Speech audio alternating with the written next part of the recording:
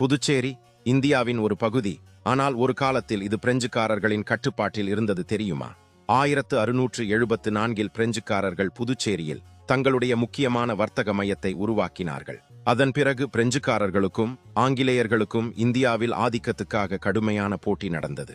1761 ஆங்கிலேயர்கள் புதுச்சேரியை கைப்பற்றினார்கள். ஆனால் சில ஆண்டுகளுக்கு பிறகு அது மீண்டும் பிரெஞ்சுக்காரர்களிடம் பல ஆண்டுகள் இப்படியே பிரெஞ்சு ஆங்கிலேயர் போட்டி தொடர்ந்தது. 1947 இந்தியா சுதந்திரம் பெற்ற போதும் புதுச்சேரி உடனடியாக இந்தியாவுடன் இணையவில்லை. புதுச்சேரி, காரைக்கால், மாஹே, ஏனாம் ஆகியவை இன்னும் பிரெஞ்சு நிர்வாகத்தின் கீழ் இருந்தன. பின்னர் இந்தியாவுக்கும் பிரான்சுக்கும் பேச்சுவார்த்தைகள் நடந்தன. 1954 நவம்பர் 1 இந்த பகுதிகள் நடைமுறையில் இந்திய நிர்வாகத்துடன் இணைந்தன. ஆனால் சற்றீதியான இணைப்பு பின்னர் நடந்தது. 1962 பிரான்ஸ் அதிகாரப்பூர்வமாக ஒப்புதல் அளித்தது. அதன் பிறகு 1963 புதுச்சேரி இந்தியாவின் ஒன்றிய பிரதேசமாக உருவானது. அதனால்தான் இன்றும் புதுச்சேரியில் பிரெஞ்சு கட்டிடக்கலை, திருப்பெயர்கள் மற்றும் கலாச்சாரத்தின் தாக்கத்தை பார்க்க முடிகிறது.